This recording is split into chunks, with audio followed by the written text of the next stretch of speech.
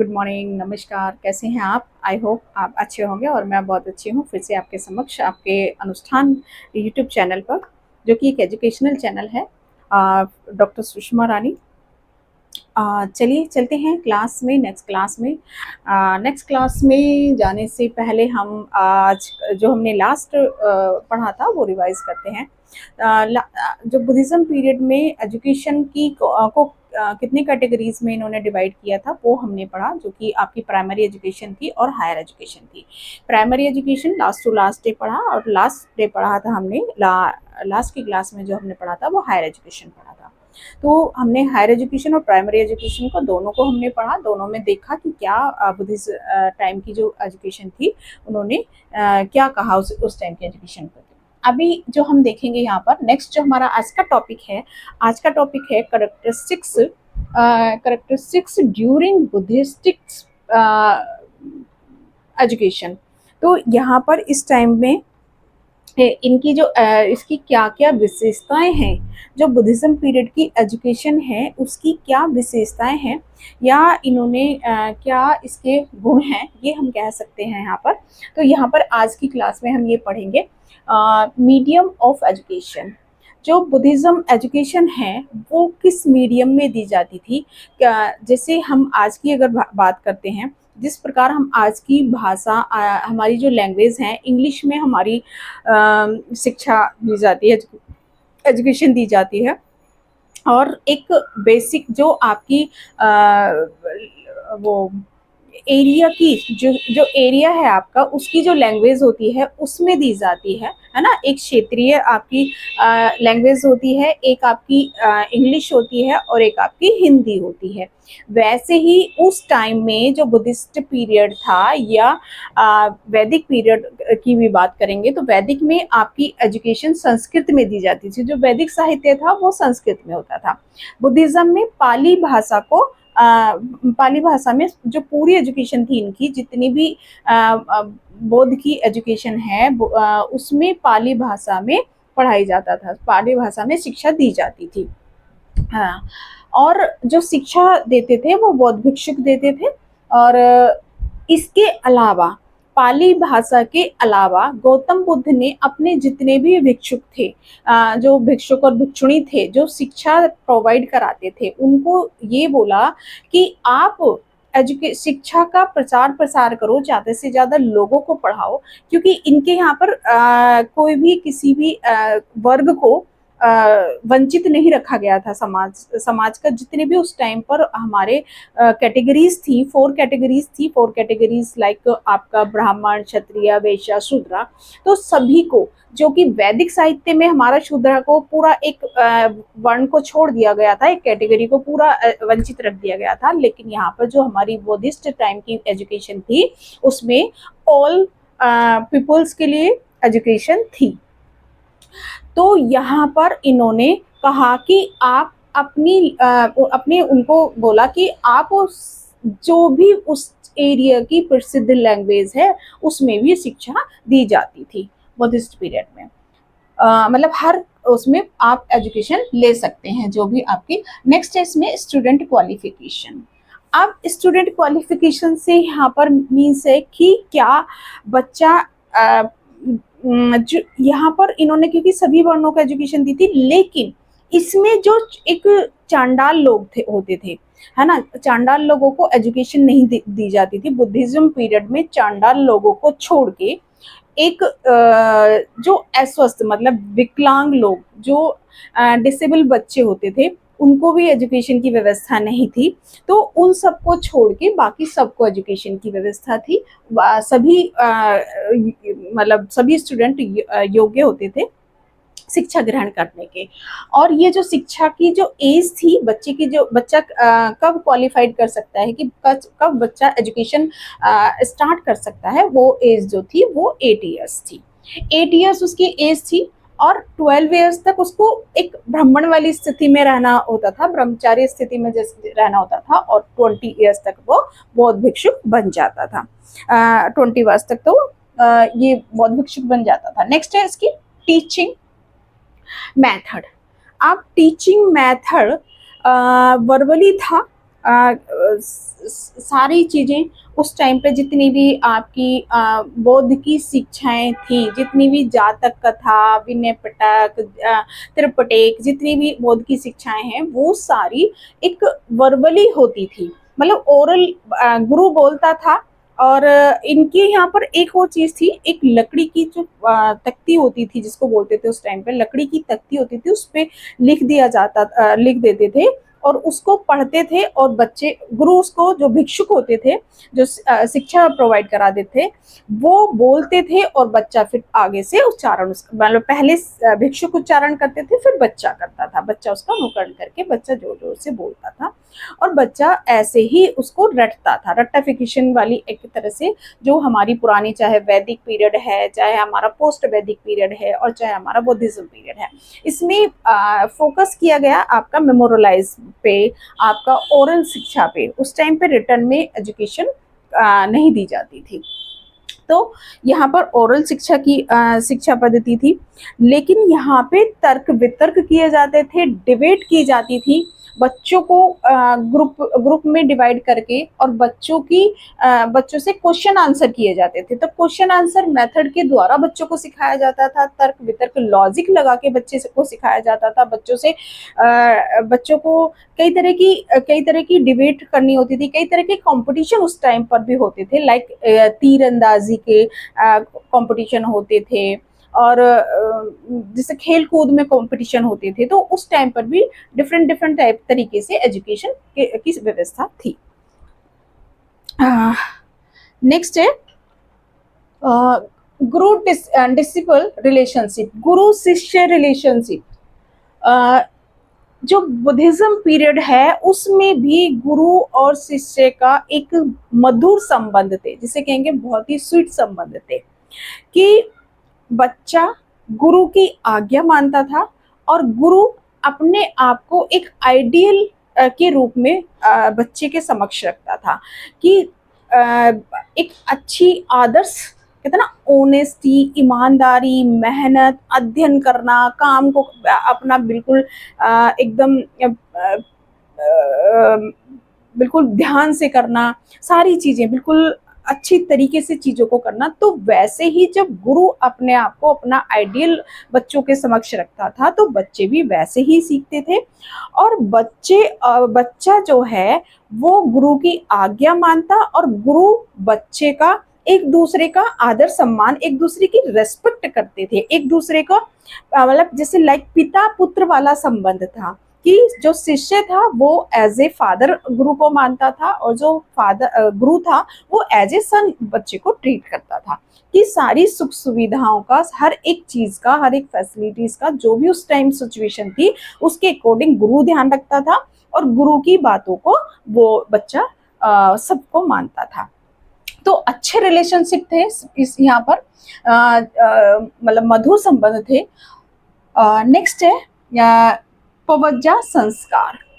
अब यहाँ पर ये एक बुद्धिस्ट पीरियड में, जैसे कि एंशियंट टाइम में उपनयन संस्कार था, आपका ब्रह्मचर्य का संस्कार था, आपका संपदा का संस्कार था, वैसे ही यहाँ पर भी आपका पवज्जा एक संस्कार होता था, जिसमें बच्चा, इसका मतलब है गोइंग आउट। इसका जो मीनिंग्स है, अगर हम इसका मीनिंग की बात करेंगे तो ये है आपका गोइंग आउट, मतलब बच्चे को शाब्दिक अर्थ जिसे कहेंगे तो बच्चे को बाहर ले जाना। बाहर ले जाना मीन्स गुरु के पास ले जाना, जैसे कि उसमें था वहां पर उपनयन संस्कार में था कि गुरु के समीप ले जाना। ऐसे ही पवज्जा संस्कार होता था बच्चे का। ये आपका 8 इयर्स, इसके लिए 8 इयर्स थी। 8 इयर्स में बच्चा यहाँ पर आपका इस संस्कार के लिए जाता था। तो ये विद्यारंभ संस्कार इसे कहेंगे। इसमें बच्चे को मुंडन कराकर, बच्चे को पीले, मतलब बच्चा नहाएगा धोएगा, उसका मुंडन कराया जाता था, उसको बिल्कुल बाल वाल नहीं होते थे उसको, और उसको पीले वस्त्र धारण करके, पीले वस्त्र भगवा वस्त्र धारण करके गुरु के समीप जमीन पर बैठना होता था। और जो गुरु है जो आपका भिक्षु है वो फिर उसको ये 10 इंस्ट्रक्शन देता था। 10 instruction are given during the पवज्जा संस्कार। जब उसका ये संस्कार होता था तो उसको ये चीजें यहाँ पर जो बौद्ध भिक्षुक थे वो बोलते थे, पीछे से बच्चा उसको सुनता था। Like do not steal, do not kill any living creature, do not consume intoxicants, do not tell lie, do not sleep on high beds.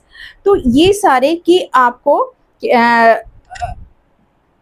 Do not lie, do not sleep on high bed, do not eat during forbidden hours, stay away from dance, music, etc. Do not donate gold and silver. Do not use cosmetics. Stay away from impurifies. तो ये जो 10 आपके 10 इनके एक तरह से वो थे कि आपको वचन निभाना है, ये चीजें आपको करनी ही हैं आपको, कि आपको इससे पहले एक और जब गुरु के समीप वो बच्चा मुंडन करके पीले वस्त्र धारण करके बैठता था तो उसको ये 3 वचन बोलने पड़ते थे। बुद्धम शरणम गच्छामि, धम्मम शरणम गच्छामि, संघम शरणम गच्छामि।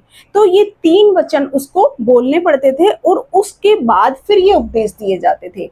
जब ये संस्कार बच्चे का किया जा रहा है तो ये 3 बुद्धम शरणम गच्छामि, धम्मम शरणम गच्छामि, संघम शरणम गच्छामि। तो ये 3 के बाद ये गुरु बोलते थे और जो गुरु उस टाइम भिक्षु जो होते थे वो बोलते थे, और उसके बाद ये सारी चीजें आपको जो 10 इंस्ट्रक्शन दी जाती थी कि आपको चोरी नहीं करना है, किसी भी लिविंग थिंग को मारना नहीं है, कोई जीव हत्या नहीं करनी है, कोई भी मादक पदार्थ नहीं लेना है, कोई झूठ असत्य नहीं बोलेंगे आप, कोई मतलब असत्य नहीं बोलेंगे, और ऊंचे बिस्तर पर नहीं सोएंगे, ठीक है, ऊंचे बिस्तर पर नहीं सोएंगे, और जो नृत्य डांस है ये सबसे भी दूर रहेंगे, इन सब से दूर रहेंगे। सिल्वर और गोल्ड आप दान नहीं करेंगे, श्रृंगार नहीं करेंगे, और आप अशुद्धता से दूर रहेंगे। तो ये सारे जो आपके वचन आपको निभाने होते थे तभी आप गुरु की शरण में रहते थे। तो जैसा गुरु ने ये सब चीजें बोली और ये आपको फुलफिल करनी होती थी। तो नेक्स्ट है आपका उपसंपदा संस्कार। उपसंपदा संस्कार क्या है? ये है कि जब बच्चा पूरी पढ़ाई कर लेता था तो उसके बाद आपका विद्या समाप्ति वाला आरंभ है, विद्या समाप्ति वाला संस्कार था ये। तो जैसे लाइक आज हम दीक्षांत समारोह की बात करते हैं, जब हम डिग्री कंप्लीट करते हैं तो आज का जो रूप है, जो उपसंपदा संस्कार है, वैसे ही आज दीक्षांत समारोह होता है। तो वो दीक्षांत समारोह में आपको जब डिग्री मिलती है तो आपको बहुत सारी वो बताई जाती है कि अब आप आगे, आपकी शुभकामनाएं दी जाती हैं, आपको बताया जाता है कि अब आगे की लाइफ आपको कैसे चलानी है, कैसे करनी है। वैसे ही उस टाइम पे उपसंपदा संस्कार होता था। उपसंपदा संस्कार में भी जब उपसंपदा संस्कार होता था, जैसे ये इंस्ट्रक्शन 10 इंस्ट्रक्शन दी जाती थी, वैसे ही यहाँ पर कुछ इंस्ट्रक्शन भिक्षु अपने शिष्य को देते थे। लाइक आपका फर्स्ट है living under the tree. Next है बैगिंग फॉर फूड, मतलब आपको पेड़ के नीचे निवास करना पड़ेगा। आप ये नहीं है कि घर में रहेंगे, तो पेड़ों के नीचे आपको निवास करना पड़ेगा। दूसरा है आपको भिक्षा, खाने के लिए जो भोजन करना है, भोजन के लिए भिक्षा मांग कर लाना पड़ेगा। दूसरा है protecting women from sexual intercourse and theft and murder, मतलब किसी भी औरत के साथ आपको समागम नहीं करना है, और कोई चोरी नहीं करनी है, और मर्डर नहीं करना है, मर्डर नहीं करना मतलब हत्या नहीं करनी है किसी की। दूसरा है not claiming super natural power. आप अपने आप को दावा नहीं करेंगे कि हमारे पास सुपर नेचुरल पावर है, हमारे पास शक्तियां हैं, लौकिक अलौकिक शक्तियों का आप दावा नहीं करेंगे। आप सिंपल साधारण रहेंगे। ये नहीं है कि आजकल अगर हम जैसे देखते हैं बहुत सारे लोग, अगर हम कहते हैं ना, आजकल लोग कहते हैं कि भाई मैं ये बाबा हूँ, मैं वो बाबा हूँ, मैं इसका अवतार हूँ, इसका अवतार हूँ। तो ये यहाँ पर कोई भी आप अलौकिक पावर की दावा नहीं करेंगे। दूसरा है, नेक्स्ट है बियरिंग ऑर्डिनरी क्लोथ। आप सिंपल ये आपको जो सिंपल साधारण कपड़े पहनने हैं, ये नहीं आप फैशन में कुछ भी पहन रहे हैं, ऐसा नहीं है। सिंपल उस टाइम पे जो बहुत एक धोती लपेटनी है, आपने पीले वस्त्र पहनने हैं, ऐसे जो भी उनके उस टाइम की वो होते थे क्लोथ्स, वो ही पहनने हैं। कोई भी चटक मटक तड़क भड़क के आपको वस्त्र धारण नहीं करने होते थे। नेक्स्ट है consuming cow urine as a medicine. आपको एज ए मेडिसिन, दवाई के रूप में गौमूत्र लेना होगा, का सेवन करना होगा। तो ये थे जब आपका उपसंपदा संस्कार होता था, तो ये स्टूडेंट्स के लिए कुछ रूल्स इन्होंने बनाए थे जो उन्हें फॉलो करने होते थे। अब यहाँ पर क्योंकि ये जो बच्चा है संपदा संस्कार, ये जो संघ में ही रहेगा, कुछ तो गृहस्थ आश्रम में चले जाते थे, लेकिन जो ये बच्चे संघ में रहेंगे उनको ये फॉलो करने पड़ेंगे, rule related to student life. ये सारे रूल्स थे स्टूडेंट लाइफ के, ठीक है। नेक्स्ट है करिकुलम। अब इन करिकुलम की अगर हम यहाँ बात करते हैं, तो बुद्धिज्म पीरियड में जो बुद्धिज्म एजुकेशन थी, उसमें करिकुलम में लौकिक और पारलौकिक, लौकिक मीन्स इधर की दुनिया, और पारलौकिक मीन्स परे की दुनिया। अब परे की दुनिया क्या है और इधर की दुनिया क्या है? लौकिक मीन्स मेटेलिक लाइफ, भौतिक लाइफ, है ना, जो इस सांसारिक मोह माया है, जो इस संसार में हम लोग रहते हैं, ये है आपकी लौकिक। और जो आपकी पारलौकिक है, परे की दुनिया, स्पिरिचुअल लाइफ, आध्यात्मिक लाइफ, जिसको हम मतलब कहते हैं ना, भगवान में विश्वास करना, अपने देवी देवताओं को मानना, वो एक सत्य अहिंसा के रूप उसमें चलना, सारी चीजें जो स्पिरिचुअलिटी की तरफ आपको ले जाए, जो आपको निर्वाण प्राप्ति की तरफ ले जाए, वो है आपकी पारलौकिक, पारलौकिक स्पिरिचुअलिटी। अब स्पिरिचुअलिटी आपकी कैसे आएगी? आपके अंदर नैतिकता के गुण हो, आप ऑनेस्टी हो, आप डिवोटी हो, आप हर एक चीज, तो वो आपकी दोनों ही तरह की एजुकेशन आपको यहाँ पर बुद्धिज्म जो पीरियड था, इसमें दोनों ही तरह की एजुकेशन की व्यवस्था की गई, धार्मिक और लौकिक, मतलब स्पिरिचुअलिटी, लौकिक और पारलौकिक। नेक्स्ट है इसमें, हाँ, इसमें करिकुलम में इन्होंने लौकिक में क्या रखे, लौकिक में जो सब्जेक्ट रखे, जो आपका पारलौकिक है वो तो स्पिरिचुअलिटी थी कि आप वेदों का अध्ययन करो, आप जितने भी हमारे मतलब जो हमारी बौद्ध की, सॉरी यहाँ वेद नहीं कहेंगे हम, जो बौद्ध की शिक्षाएं थी, जो आपका विनय पिटक है, जो आपकी वो है त्रिपिटक है, जितनी भी बौद्ध की शिक्षाएं थी, पाली भाषा में थी वो सारी, जितनी भी थी, और उनका अध्ययन करना, भगवान की तरफ ले जाना, निर्वाण प्राप्त करने की तरफ ले जाना, तो यहाँ पर वो शिक्षाएं दी जाती थी, है ना। दूसरा था लौकिक शिक्षा। अब लौकिक शिक्षा, क्योंकि आपको इस संसार में रहना है, तो सांसारिक जीवन जीने के लिए आपको अपनी चलाने के लिए वो जो इस संसार की जरूरतें हैं वो भी चाहिए। तो उसके लिए आपकी मूर्ति कला है, कृषि की है, कृषि की नॉलेज है, और आपका चित्रकला है, संगीत है, वास्तुकला है, पशुपालन है, कृषि है, चिकित्सा है, वो सारा आपका लौकिक वो सारा इसमें लौकिक में इन्होंने रखा करिकुलम में। और जितने भी आपके बौद्ध शास्त्र थे वो सारे पढ़ाए जाते थे। वेद है, बोध है, वो सारे यहाँ पर पढ़ाए जाते थे इसमें।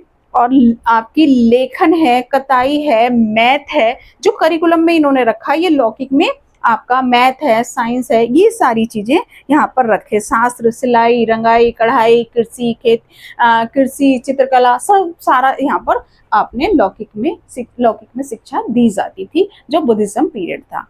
तो जिससे कि आपकी जीवनचर्या एक जो स्टूडेंट है आगे चल के अपनी जीविका को अच्छे तरीके से चला सके। स्किल्स, उस टाइम भी स्किल्स की एजुकेशन दी जा रही है। देखो, अगर आपकी कृषि की दी जा रही है तो आपकी कृषि के लिए स्किल्स डेवलप की जा रही हैं। अगर आपको सिलाई की दी जा रही है तो आप मतलब स्टिच सिलाई जो हम कहते हैं, जिसमें क्योंकि समाज में टेलर भी चाहिए कपड़े स्टिच के लिए, तो वो आपकी सिलाई वाली सिलाई की स्किल्स को आपको डेवलप किया जा रहा है। रंगाई है, कताई है, हर एक स्किल्स के अकॉर्डिंग एजुकेशन आपको दी जा रही है।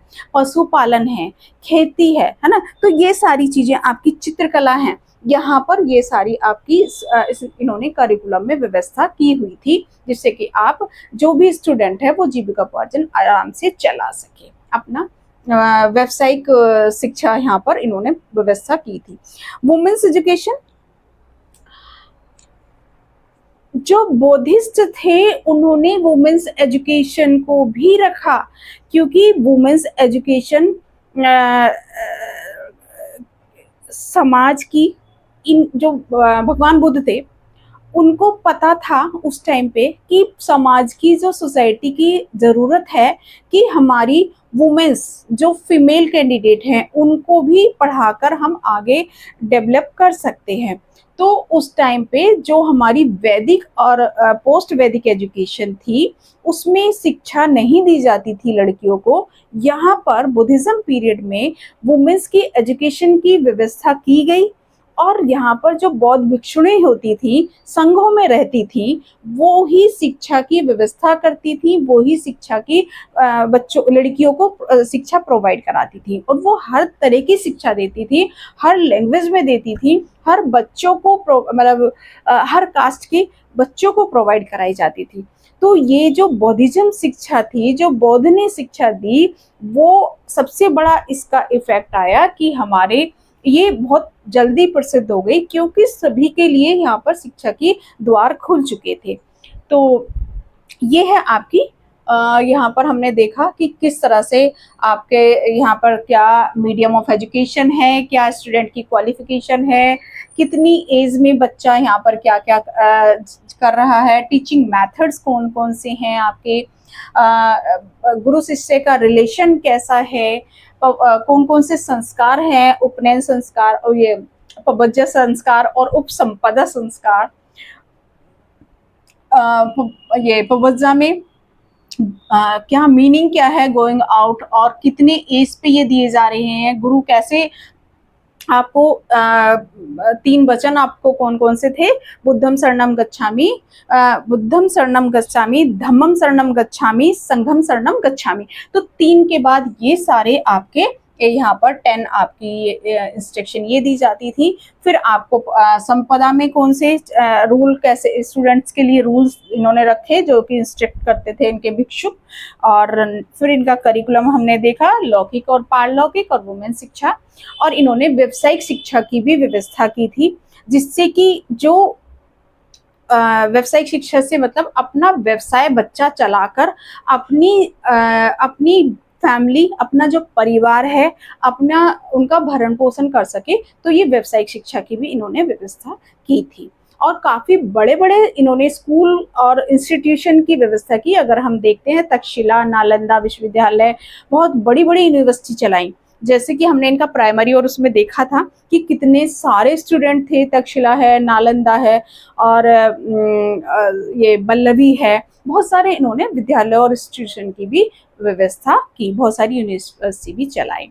तो मठ मेन तो था इनका मठ और बिहारों में, मठ और बिहारों से आगे निकल के जो वैदिक में गुरुकुल में होती थी, यहाँ मठ और बिहारों में होती थी, फिर इन्होंने बड़ी बड़ी यूनिवर्सिटी भी चलाई और खोली। तो चलिए आज का हमने देखा कि इसकी क्या विशेषताएं क्या है, क्या क्या विशेषताएं थी बुद्धिज्म पीरियड में एजुकेशन की।